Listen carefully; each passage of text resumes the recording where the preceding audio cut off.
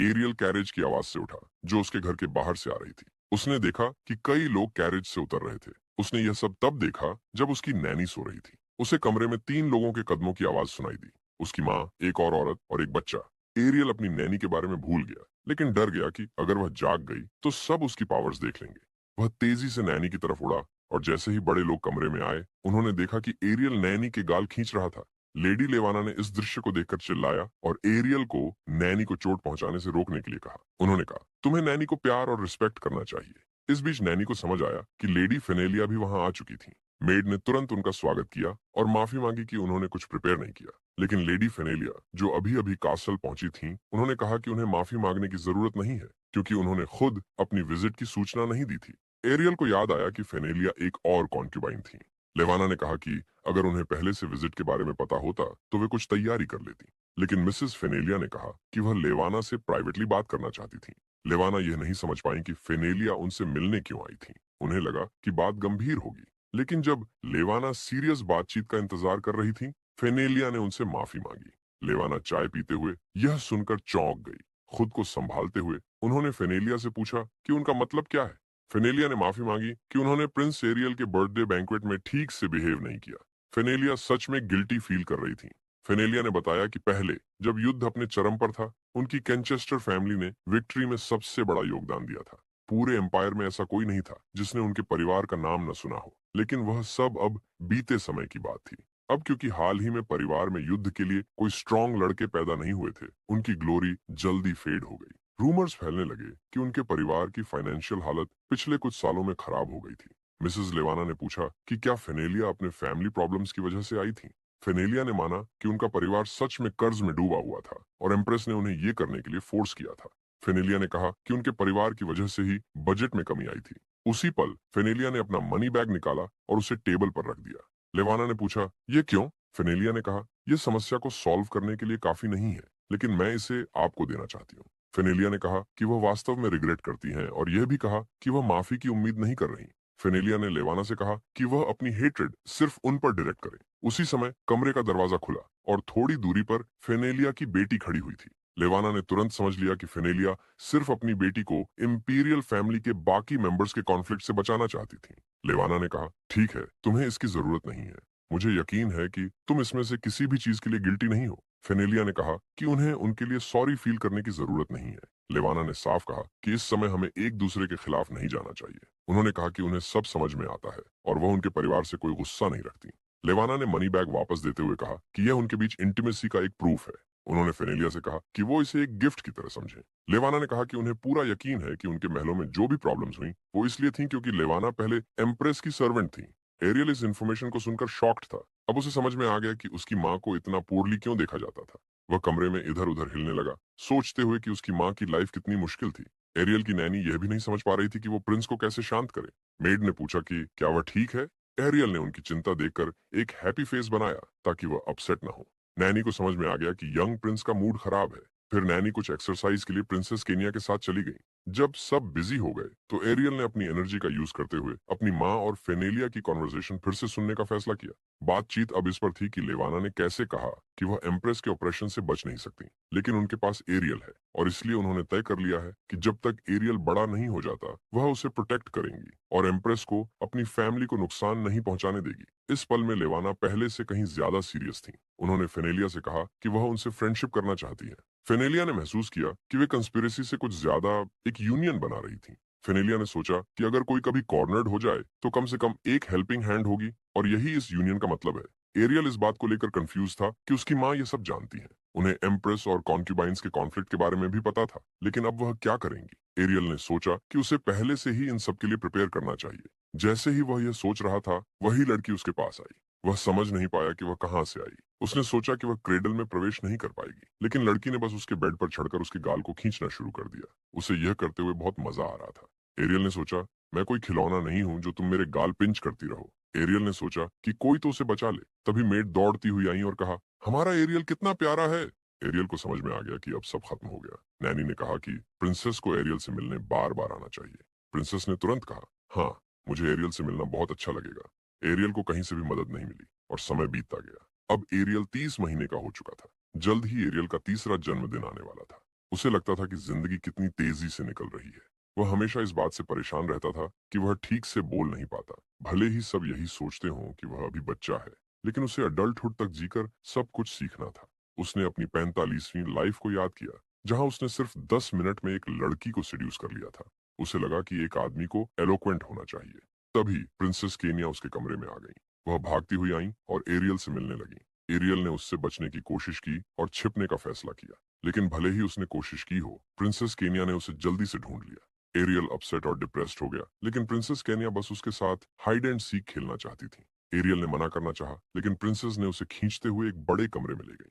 Aerial ने समझा कि फेनेलिया की विजिट के बाद से प्रिंसेस केनिया उससे अक्सर मिलने आ रही थी। उसने सोचा कि शायद यह नैनी की कही बातों की वजह से है। फिर भी उसे इसमें कुछ गलत नहीं लगा, क्योंकि यही तरीका था जिससे उसकी मां लेवाना और फेनेलिया एक स्ट्रॉन्ग फ्रेंडशिप बना सकती थी। मेड ने हमेशा कहा कि एरियल बहुत लकी है कि उसकी एक अच्छी बहन है। केनिया ने कहा, भले ही एरियल अभी छोटा है, मैं उसके साथ खेलूंगी और उसका ध्यान रखूंगी, लेकिन जब वह बड़ा होगा उसे मेरा ध्यान रखना होगा। उसने एरियल से वादा करने के लिए कहा। एरियल ने अग्री किया और उसे धन्यवाद दिया, लेकिन वह समझ नहीं पाया कि केनिया उससे इतनी obsessed क्यों थी। तभी केनिया ने कहा कि वह उसे अडोर करती है, क्योंकि लियोनेल और मेरिल की तुलना में एरियल के साथ खेलना ज्यादा मजेदार है। केनिया ने एरियल को गोद में उठा लिया और कहा कि अब प्ले टाइम शुरू होगा। वह उसे अपने साथ खेलने की जगह तक ले जाने लगी, लेकिन एरियल सफोकेट होने लगा और उसने मदद मांगी। केनिया के एंटुराज में से एक मेड ने कहा कि प्रिंस एरियल को ऐसे उठाने से उसे चोट लग सकती है। मेड ने केनिया से एरियल को नीचे रखने के लिए कहा। मेड ने बताया कि भले ही वह प्रिंसेस हो, लेकिन वह अभी भी एक बच्ची हैं और उन्हें हैवी चीजें नहीं उठानी चाहिए। एरियल ने अपनी किस्मत को धन्यवाद दिया कि वह बच गया, लेकिन प्रिंसेस केनिया खुश नहीं थी। उन्होंने जोर से कहा कि वह खेलना चाहती है। मेड ने कहा कि वह ड्राइंग कर सकती हैं या कोई इंस्ट्रूमेंट बजा सकती है। केनिया ने कहा कि वह इन सब चीजों से थक चुकी हैं, ये सब बहुत बोरिंग है। केनिया ने स्टिक उठाते हुए कहा कि वह सोर्ड चलाना सीखना चाहती है, क्योंकि उन्होंने अपने भाई काइल को ऐसा करते देखा था। एरियल ने देखा कि केनिया स्टिक से प्रैक्टिस कर रही थी। उसने देखा कि उनका बॉडी बैलेंस अच्छा था, भले ही वह एक साधारण लकड़ी पकड़ रही थी। एरियल फेंसिंग बहुत पसंद करता था और उसे वह सेंसेशन मिस होने लगी। प्रिंसेस ने कहा कि वह फेंसिंग सीखना चाहती है ताकि वह स्ट्रांग बन सके और नाइट्स को हरा सके, लेकिन मेड ने कहा कि प्रिंसेस फेंसिंग नहीं सीख सकती। यह सुनकर केनिया अपसेट हो गई। उन्होंने पूछा, जब मेरे भाइयों काइल और लियोनेल को यह सीखने दिया जाता है, तो मुझे क्यों नहीं? मेड ने कहा कि प्रिंसेस को अपने हाथ गंदे नहीं करने चाहिए। प्रिंसेस को एलिगेंट और फेमिनिन रहना चाहिए। लेकिन तभी मेड ने देखा कि उनकी सोर्ड गायब थी। केनिया ने सोर्ड उठा ली थी और कहा कि वह फेंसिंग सीखेंगी और यह तय है। मेड ने उन्हें रोकने की कोशिश की और कहा कि कम से कम वो सोर्ड शीथ से प्रैक्टिस करें, लेकिन केनिया अपनी बात पर अड़ी रही। एरियल वहां खड़ा यह सब देखकर खुश था। उसे अपनी छोटी बहन केनिया पहले से ज्यादा पसंद आने लगी थी। एरियल अब 5 साल का हो चुका था। वह हॉर्स राइडिंग सीखने की कोशिश कर रहा था, लेकिन अपनी पूरी ताकत लगाकर भी वह सिर्फ एक टॉय हॉर्स पर सवार था, क्योंकि वह अभी भी बच्चा था। मेड ने एरियल से पूछा कि क्या वह असली घोड़े की सवारी नहीं करना चाहता, लेकिन प्रिंस का जवाब था कि वह सिर्फ अपने खिलौने वाले घोड़े की सवारी करना चाहता है, क्योंकि यह बिल्कुल भी खतरनाक नहीं है। मेड ने कहा, सभी लड़कों को हॉर्सेस और सोर्ड्स में इंटरेस्ट लेना चाहिए, और तुम्हारे लिए भी यह सही समय है। मेड एरियल को लेकर बहुत चिंतित थी। वह चाहती थी कि वह मजबूत बने, लेकिन एरियल ने मुस्कुराते हुए उससे कहा कि एक सफेद घोड़े पर प्रिंस वाली बातें अब पुरानी हो चुकी हैं। नैनी को एरियल को इस तरह देखकर अफसोस हुआ, लेकिन वह कुछ नहीं कर सकती थी। एरियल ने सोचा कि जितनी भी जिंदगियां उसने जी हैं, उनमें उसकी एक्सट्रीम टैलेंट ने हमेशा उसे मुसीबत में डाला। जब उसने फेंसिंग में परफेक्शन हासिल की, तो उसे हर समय दूसरों से मुकाबला करना पड़ा। जब वह मैजिक में स्किल्ड हुआ, तो उसे उन लोगों का सामना करना पड़ा जो उसे नष्ट करना चाहते थे। एरियल ने सोचा, इतनी सारी स्किल और टैलेंट बस कॉन्फ्लिक्ट ही लाती हैं। मेड चाहती थी कि एरियल प्रोडक्टिवली काम करे, लेकिन जैसे ही दरवाजा बंद हुआ और मेड की नजर उससे हटी, एरियल तुरंत बिस्तर पर लेट गया। उसने सोचा, काम करना लूजर्स का काम है।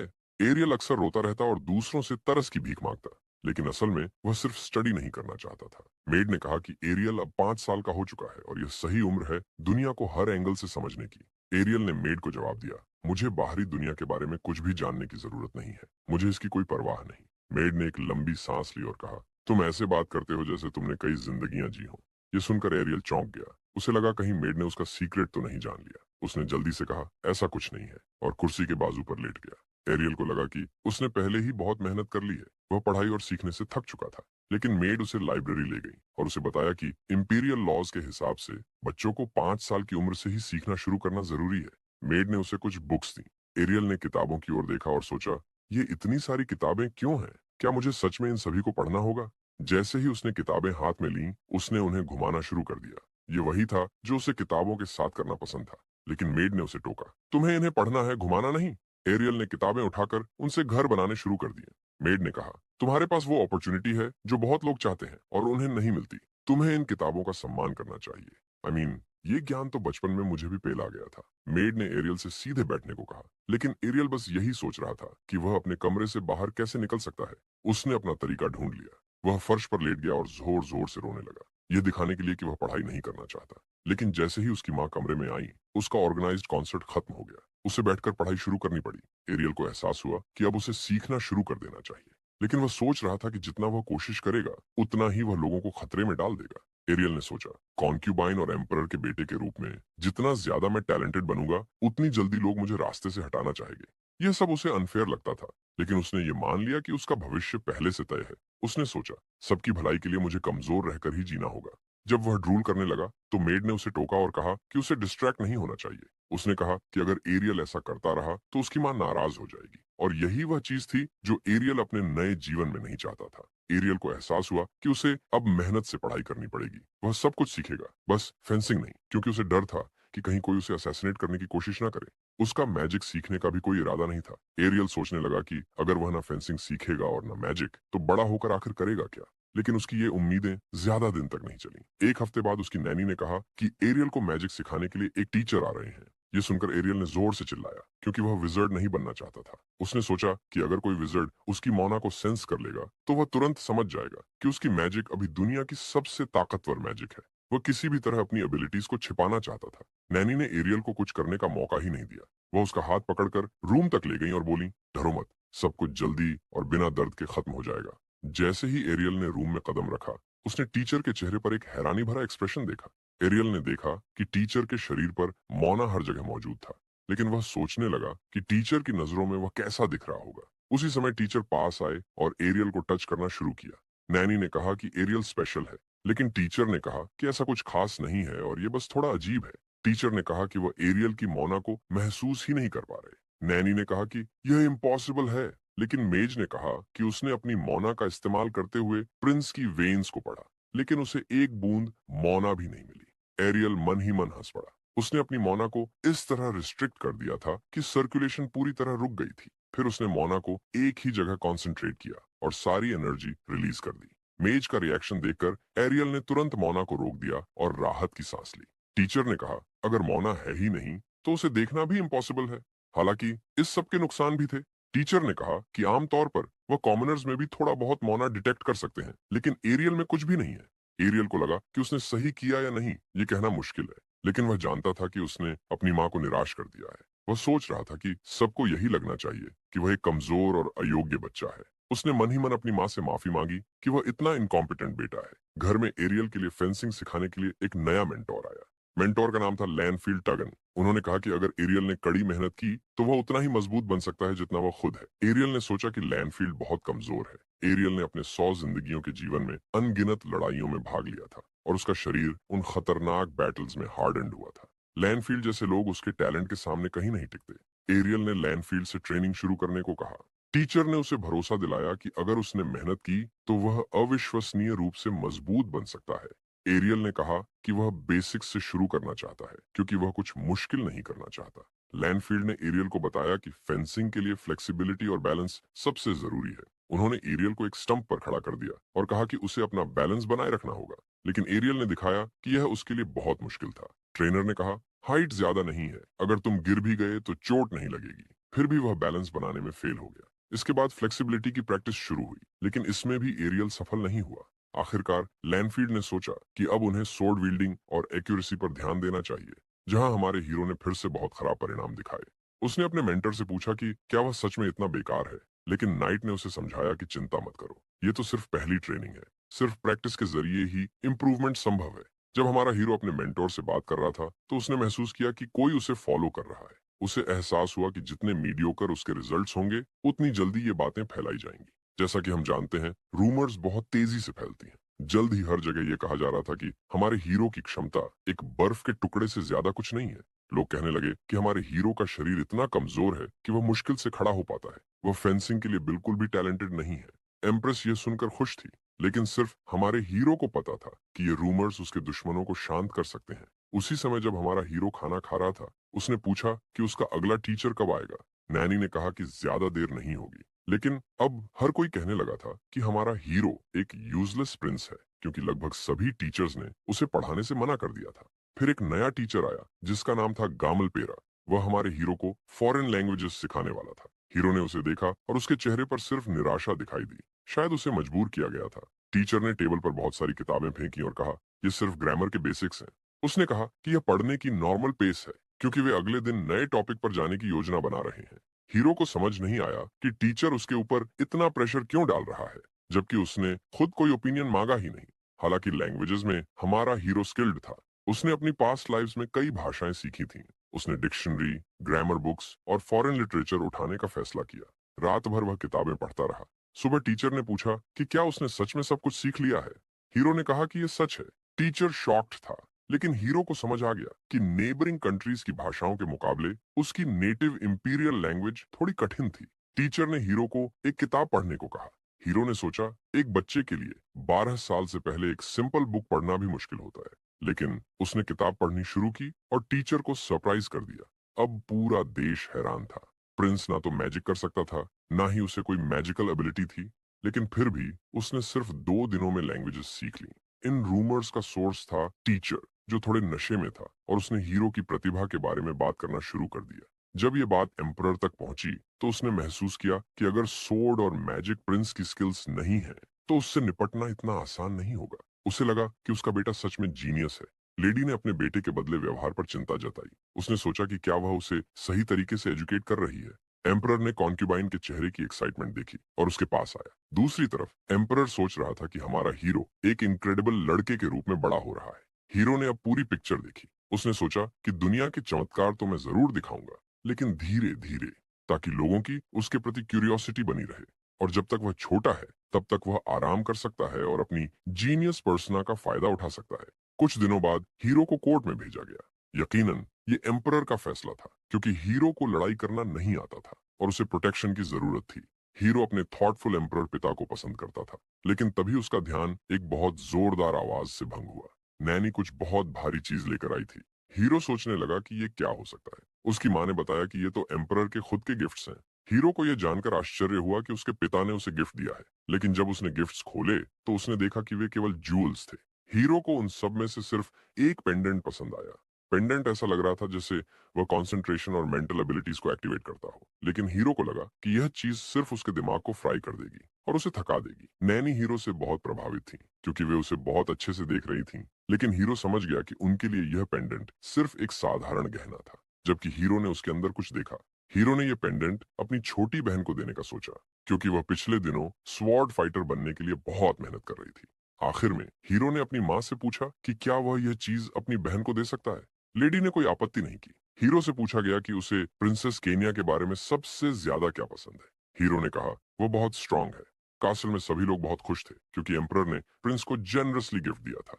हीरो टेबल पर बैठा था और उसकी नैनी उसे डिजर्ट सर्व कर रही थी। ये स्वीट्स बेस्ट शेफ्स के द्वारा बनाई गई थी। लेकिन हीरो ने सब टेस्ट किया और महसूस किया कि डिजर्ट्स में चीनी की कमी थी। नैनी ने पूछा कि क्या उसे शेफ को बुलाना चाहिए। थोड़ी देर चुप्पी के बाद हीरो ने कहा, एल्केमिस्ट को बुलाओ।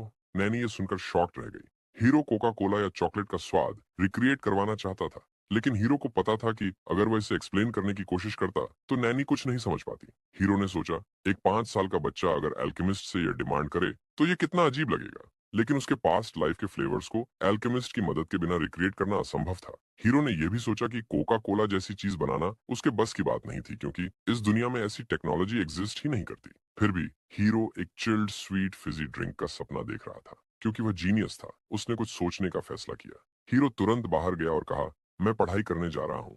नैनी को यह सुनकर अपने कानों पर विश्वास नहीं हुआ, क्योंकि उसने हीरो से यह उम्मीद नहीं की थी। 3 साल बाद जब हीरो 8 साल का था, वह एक मीटिंग में बैठा था। वहां डिस्कशन चल रही थी कि ट्रेडर्स के लिए नए ब्रिजेस कहाँ बनाए जाए। हीरो से पूछा गया कि वह इस बारे में क्या सोचता है। हीरो ने कहा, यह बहुत बढ़िया है। उसने यह भी पूछा कि इस ब्रिज का डिजाइन किसने किया। एक व्यक्ति ने कहा कि यह उसी ने बनाया था। वह व्यक्ति हीरो के प्रेज से बहुत खुश था, लेकिन हीरो के चेहरे की खुशी तुरंत डिस्पेयर में बदल गई। हीरो ने तुरंत उसे चेतावनी दी कि अगर ऐसी गलती फिर हुई तो उसे नौकरी से निकाल दिया जाएगा। हीरो ने कहा कि सब कुछ अच्छा लग रहा था, लेकिन विंटर में जब बर्फ जमा होगी तो वह पुल तुरंत ढह जाएगा। हीरो ने समझाया कि कंस्ट्रक्शन भरोसेमंद नहीं थी। अगर पुल पर किसी जगह ज्यादा वजन पड़ता तो वह नागरिकों के लिए खतरनाक हो सकता था।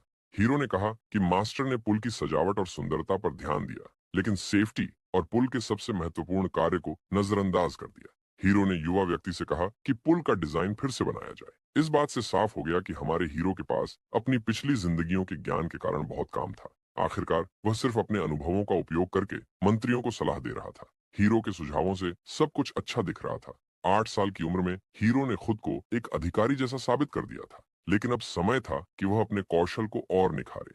जैसे ही हीरो अगली समस्या पर काम करने निकला, उसे एक नई मेड ने देखा। उसने हीरो को सिल्वर हेयर्ड सेज कहकर पुकारा। यह नाम हीरो के लिए बहुत चौंकाने वाला था, क्योंकि उसने कभी उम्मीद नहीं की थी कि कोई उसे ऐसा बुलाएगा। हीरो ने उससे पूछा कि यह नाम कहाँ से आया, और उसे अब से ऐसा न कहने के लिए कहा। मेड उसे एक बार और ऐसा पुकारना चाहती थी, लेकिन फिर उसने ऐसा न करने का फैसला किया। हीरो थोड़ी शर्मिंदगी महसूस कर रहा था, लेकिन लोग फिर भी उसके लिए अजीब नाम बना रहे थे। हीरो को यह नाम बेहद खराब लगा। हीरो की माँ यह नहीं समझ पा रही थी कि वह कहाँ गया है। नैनी ने जवाब दिया कि हीरो ने खुद एम्परर से मिलने का अनुरोध किया है। हीरो ने कहा कि वह एल्केमी की पढ़ाई करना चाहता है। हीरो जब कैरेज में बैठा तो उसने महसूस किया कि एम्परर ने इतनी जल्दी जवाब दिया क्योंकि हीरो ने उनके भरोसे को जीत लिया था। हीरो ने सोचा, मैं एम्पायर के भले के लिए इतनी मेहनत करता हूँ, तो इसके लिए मैं एटलीस्ट इतना तो डिजर्व कर सकता हूँ। हालांकि अपने पिछले कई जन्मों के अनुभव होने के बावजूद अपने पिता से बातचीत के दौरान हीरो थोड़ा घबराया हुआ था। वह सुनिश्चित करना चाहता था कि उसकी बातें प्रभावशाली और डिस्क्रीट लगें। हीरो अपने पिता के ऑफिस में पहुंचा। उसने चर्चा शुरू की कि वह अपने कौशल का उपयोग करके एम्पायर को कैसे मजबूत बना सकता है। उसने कहा कि फाइटिंग और मैजिकल आर्ट्स में वह निपुण नहीं है, तो उसके लिए साइंस ही सही रास्ता है। एम्परर ने हीरो की बात ध्यान से सुनी और महसूस किया कि भले ही हीरो किसी विषय में विशेषज्ञ न हो, उसके पास एक समझदार दिमाग था। एम्परर ने कहा कि वह हीरो के लिए एल्केमी टीचर्स की व्यवस्था करेंगे, लेकिन सिर्फ तभी जब यह सच में उसकी इच्छा हो। हीरो ने वह सब कुछ मांगा था जिसके बारे में उसने कभी सपना देखा था। जब यह घोषणा हुई कि प्रिंस को एल्केमी सिखाने के लिए एक शिक्षक चाहिए, तो कई उम्मीदवार सामने आए। एल्केमी सिखाना एक इतिहास बनाने का मौका था। फिर एक टेस्ट टास्क दिया गया, ऐसा मिरर बनाना जो सूरज की रोशनी को क्षितिज तक रिफ्लेक्ट कर सके। जल्द ही एक ऐसा व्यक्ति आया जिसने यह काम पूरी तरह से किया। वह एल्केमी का सच्चा जानकार था और उसका नाम था दारमन लांगर। हीरो बहुत खुश हुआ और सोचा कि उसे एक बड़ा उम्र दराज टीचर मिलेगा, लेकिन इसके बजाय उसे एक युवा टीचर भेजा गया जिसका बालों का रंग बहुत अजीब था। हीरो ने पूछा कि क्या यह रंग नेचुरल था। दरमन ने बताया कि कई केमिकल एक्सपेरिमेंट्स के कारण उसने बहुत सी चीजें इनहेल की थीं और इसी वजह से उसके बाल सफेद हो गए थे। हीरो सोचने लगा कि अगर वह रोजाना ऐसी चीजें सूंघता रहा तो वह जिंदा कैसे बचा। हीरो को यकीन था कि वह बाहर से काल्म दिखता है, लेकिन यह सिर्फ एक मास्क था। डार्मन ने हीरो को बताया कि एल्केमी का अध्ययन करना बेहद खतरनाक होता है। ये एक ऐसा साइंस है जिसकी पढ़ाई की बहुत बड़ी कीमत चुकानी पड़ सकती है। हीरो ने कहा कि उसने पहले ही सभी रिस्क्स पर विचार कर लिया है और यह कि एल्केमी कोई मैजिक नहीं है। उसने बताया कि उसे लीड को गोल्ड में बदलना नहीं सीखना, बल्कि वह ऐसी चीजें एक्सप्लोर करना चाहता है जैसे मेटल अलॉयज, सबसे मजबूत धातु कैसे ढूंढी जाए, या ऐसा मटेरियल कैसे बनाया जाए जो घर बनाने के काम को आसान बना दे। मास्टर डैरेन इस पर बहुत प्रभावित हुआ क्योंकि इसका मतलब था कि जो रूमर्स चल रही थी वे सही थी। प्रिंस वाकई दूसरों से अलग था। वह सचमुच एक ऐसा जीनियस था जो एक दिन एम्पायर को लीड करेगा। डैरेन ने घुटनों पर झुककर प्रिंस की आंखों में देखते हुए कहा कि वह उसे अपनी सारी नॉलेज सिखाएगा। कुछ दिनों तक एल्केमी की पढ़ाई के बाद डैरेन ने हीरो से पूछा कि क्या उसने पहले कभी एल्केमी पढ़ी है। हीरो ये छुपा नहीं सका कि वह काफी कुछ जानता था, क्योंकि यह बहुत ऑब्वियस था। हीरो ने अपने टीचर को बताया कि उसने बस कुछ किताबें पढ़ी थी। टीचर यह सुनकर खुश हुआ और उसे यकीन हो गया कि रूमर्स झूठ नहीं थी। हीरो भी खुश था कि डैरेन को अभी तक कोई शक नहीं हुआ था। उसने रात तक एक्सपेरिमेंट्स जारी रखे और डैरेन हमेशा उसे सही निर्णय लेने में मदद करता रहा। अब हीरो को लीड और दूसरे केमिकल्स निकालने का तरीका पता चल चुका था। मेटल्स और मेडिसिन को छोड़कर बाकी सब कुछ वैसा ही था जैसा वह पहले से जानता था। एक्सपेरिमेंट्स के दौरान कोई खास अंतर नहीं था और सब कुछ प्लान के अनुसार चल रहा था। लेकिन तभी हीरो ने एम्परर को एक पिटिशन भेजा। उसने काड्रे को 4 एल्केमिस्ट्स तक बढ़ाने का फैसला किया। एम्परर ने तुरंत एम्पायर के सबसे अच्छे एल्केमिस्ट्स को इकट्ठा करने का आदेश दिया। सर्वेंट चिंतित था कि लिटिल प्रिंस इन एल्केमिस्ट्स के साथ क्या करने वाला है। रिसर्च पर एम्पायर का बजट खर्च हो रहा था और लोग इसका विरोध कर सकते थे। लेकिन एम्परर को अपने बेटे की बातें याद आईं। उसने समझा कि उसका बेटा एम्पायर के भले के लिए काम कर रहा है। कुछ समय बाद हीरो ने अपने एम्प्लॉइज से कहा कि वह एल्केमी के जरिए एक ड्रिंक इन्वेंट करना चाहता है। इस इन्वेंशन को कोई समझ नहीं पाया। हीरो जैसा इनक्रेडिबल दिमाग और नॉलेज वाला व्यक्ति अपनी पूरी मेहनत एक ड्रिंक पर क्यों लगा रहा था, ये सबको हैरानी हुई। कई लोग परेशान हो गए क्योंकि वे इस प्रोजेक्ट के लिए अपनी पिछली जॉब्स छोड़कर आए थे। लेकिन हीरो ने उनसे चिंता न करने को कहा और वादा किया कि वह उन्हें सक्सेस या फेलियर किसी भी स्थिति में पर्याप्त पेमेंट करेगा। यही सुनकर सभी लोग मदद करने के लिए तैयार हो गए। बहुतों ने सुना था कि ऐसी डेवलपमेंट पहले से एग्जिस्ट करती है, लेकिन हीरो को कुछ अलग, कुछ अपना चाहिए था। हीरो को समझ आया कि मोटिवेशन के लिए मनी और फेम सबसे बड़े फैक्टर्स हैं। इन दोनों चीजों के लिए उन्हें जल्दी से एक शानदार सॉफ्ट ड्रिंक तैयार करनी होगी। अगर इसी के साथ ये एपिसोड खत्म होता है। अगर आपको इसका अगला एपिसोड देखना है तो जल्दी से इस वीडियो को लाइक कर दीजिए।